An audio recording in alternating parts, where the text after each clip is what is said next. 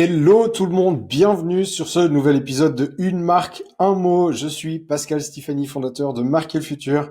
Et comme chaque jour, je vais passer 10 à 15 minutes avec toi pour t'expliquer une grande marque et un mot qui lui correspond. Bien entendu, ce mot est un mot qui m'appartient, c'est une liaison que je fais moi. Mais le but, surtout, c'est de te permettre d'avoir un peu de ce aha moment, ce moment où tu dis, ah ouais, tiens, j'avais jamais vu cette marque comme ça. Et avant toute chose, comme d'habitude, on reprend les basiques. Qu'est-ce que c'est le branding? C'est pas seulement qu'un logo, c'est pas seulement qu'une série de couleurs et de polices, c'est pas seulement un slogan, c'est bien plus. Martin Neumeyer, le fondateur d'une des plus grandes agences de communication et de branding au monde, dit que le branding, c'est le sentiment instinctif qu'un être humain a lorsqu'il est en contact avec tout ce que crée ta marque ou ta propre entreprise. Maintenant, hier, dans la série de 30 vidéos qu'on a voulu faire, on a fait Harley Davidson, et on a vu comment Harley Davidson s'était approprié le terme de la liberté. Et aujourd'hui, en fait, je vais continuer sur un peu le même thème avec ces marques, tu sais, qui sont presque un peu au niveau des religions. Et quoi de mieux que de te parler de Apple pour amener le mot de la religion. Ce mot absolument dingue que certains n'oseraient même pas dire, mais en fait, où beaucoup de gens se moquent aussi que Apple, c'est quasiment une religion. Et selon le livre je me souviens plus, selon le livre Biology, voilà, ça me revient, son auteur a dessiné 10 points bien précis qui font qu'une marque passe un peu plus sur le côté de la religion et commence en fait à tirer un peu les traits de comportements que nous pourrions avoir de fanatiques. Et vraiment, quand je parle de fanatiques, c'est de fanatiques religieux.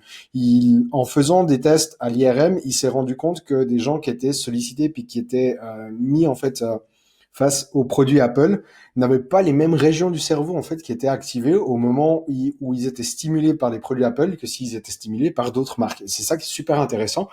Et quand on décortique ce qu'est une religion, on se rend compte que Apple a fait beaucoup de choses très très justes. Et il y a pas mal de choses en fait qu'on peut apprendre pour nos boîtes, pour nos business et pour nos marques, de telle sorte à générer plus de clients, de générer des clients encore plus contents, de générer encore plus de chiffre d'affaires. Maintenant, regardons cette liste de 10 points, veux-tu? Le premier, c'est le sentiment d'appartenance. Et ce sentiment d'appartenance, c'est très très simple. Les gens euh, sont ultra fiers d'appartenir à Apple et ils le font grâce au point aussi numéro 3 qu'on va voir après.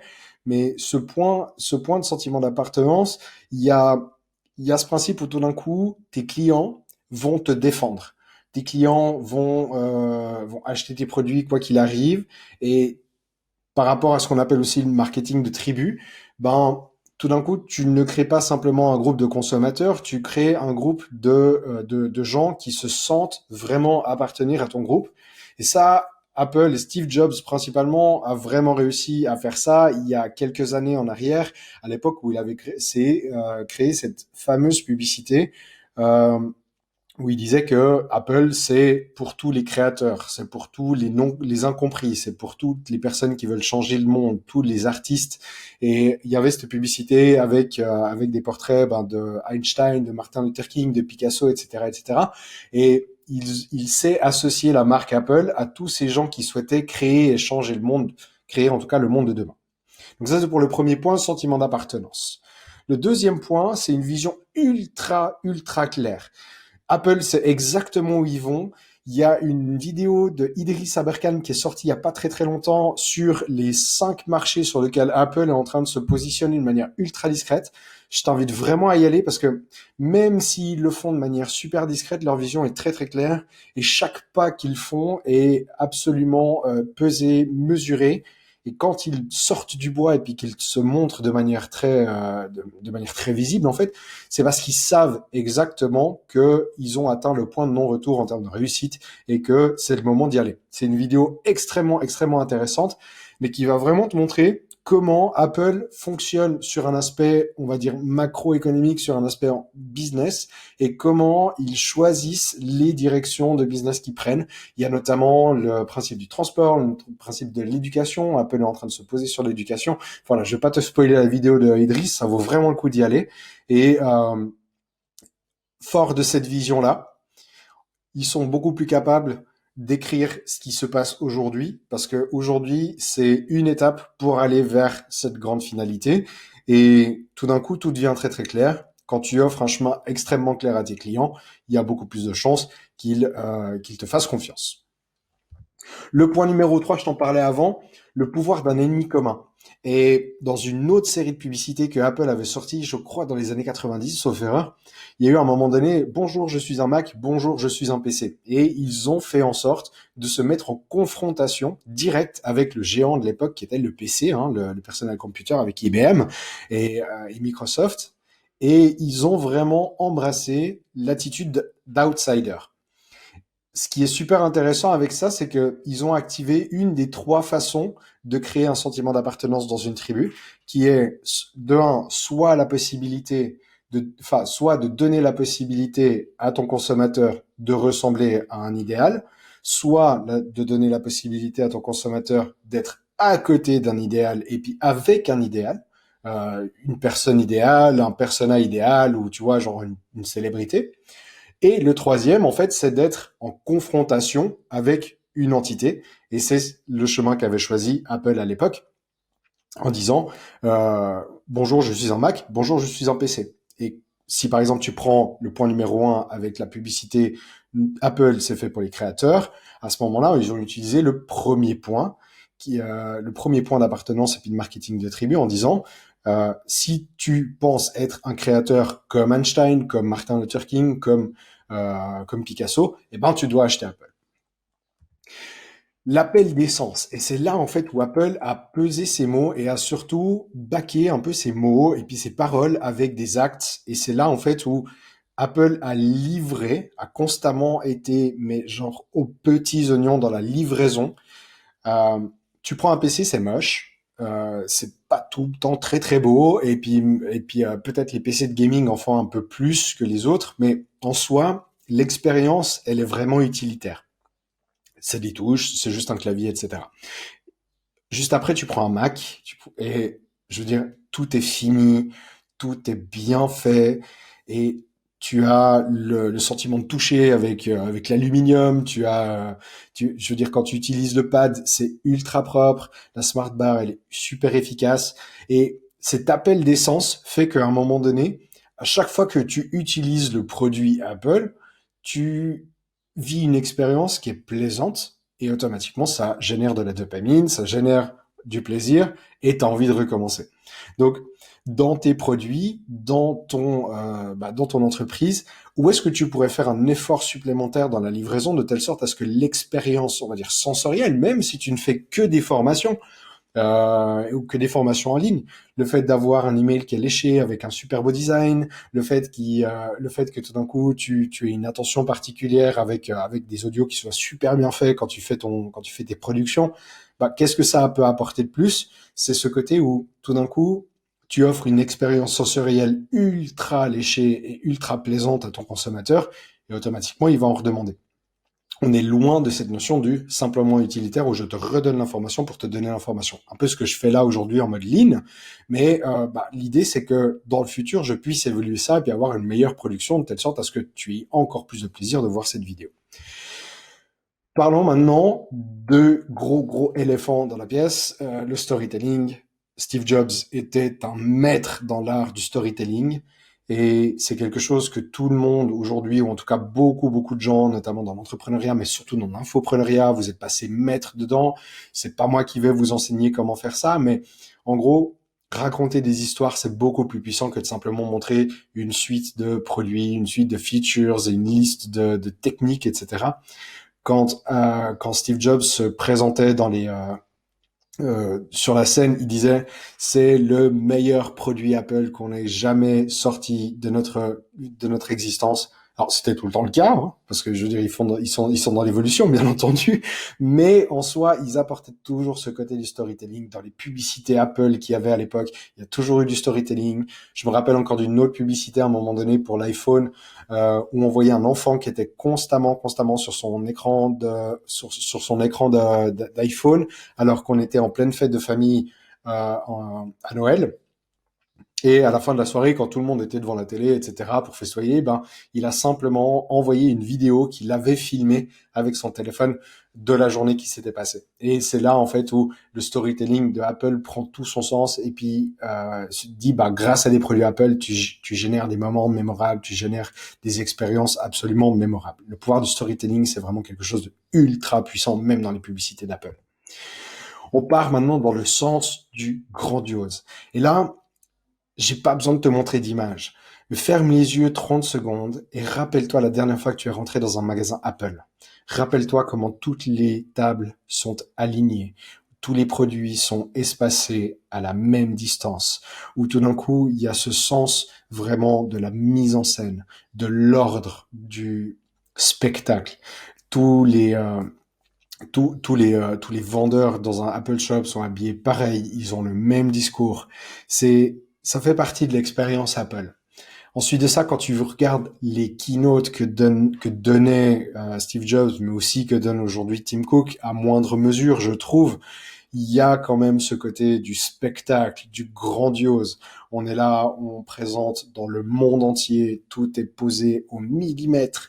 Et ça donne ce côté vraiment, bah, quasiment, tu vois, quasiment, je vais pas dire sectaire, mais en tout cas vraiment religieux. En fait, on attend religieusement les messages et les informations qui vont être données par les patrons de Apple pour nous dévoiler en fait les nouveaux produits. Et ça, c'est vraiment le sens du grandiose. Dans le monde de l'entrepreneuriat, on te dit souvent, n'hésite jamais de célébrer quoi qu'il arrive dans ton entreprise. Alors, au-delà du fait de rester positif et puis de trouver une solution ou tu vois un côté positif finalement à ce qui t'arrive quand il t'arrive des choses négatives, tu peux aussi prendre tout ce qui t'arrive de positif dans ton entreprise et puis donner la possibilité de célébrer ça avec tes clients en leur annonçant en fait la bonne nouvelle et en faisant en sorte de continuer à alimenter et à générer des bonnes nouvelles auprès de tes clients. C'est aussi le sens du grandiose. On part après sur l'évangélisme. Alors là, enfin, je vais pas m'attarder très très longtemps dessus. Tu vas voir n'importe quel fan de Apple et puis tu lui poses la question comment ça va avec son nouvel iMac Pro. Et puis après, tu fermes ta gueule et t'écoutes pendant une demi-heure. Généralement, en fait, ils ont largement de quoi te parler du produit, etc., te dire comment ils sont contents, ils vont te montrer, ils vont te faire une démo. Ça, c'est de l'évangélisme, mais genre parfait. Et quand tu as des clients qui commencent à défendre tes produits, c'est que généralement, tu es bien, bien, bien placé dans ton marché. On part maintenant sur le symbolisme. Et alors, je l'ai pas noté, mais je te l'ai sorti quelque part, c'était un truc que je voulais absolument te montrer. Et oui, moi, je suis sur un PC et j'assume complètement. Regarde un tout petit peu juste cette image ici. Voilà. Tu vois, ce qui est absolument génial, ça, c'est le dernier logo de Apple qui a été revu, légèrement retravaillé en fait dans ses courbes. Euh, on parle de trucs religieux et ces chiffres que tu vois là avec ces cercles, ce sont les chiffres en fait de la suite de Fibonacci qui est la suite du nombre d'or, le 1.618. C'est une façon que nous designers, on a parfois, c'est une méthode qu'on utilise parfois pour créer un logo pour un de nos clients. Et là, ça a été très très bien utilisé, notamment pour ce qu'on appelle le cotage d'un logo.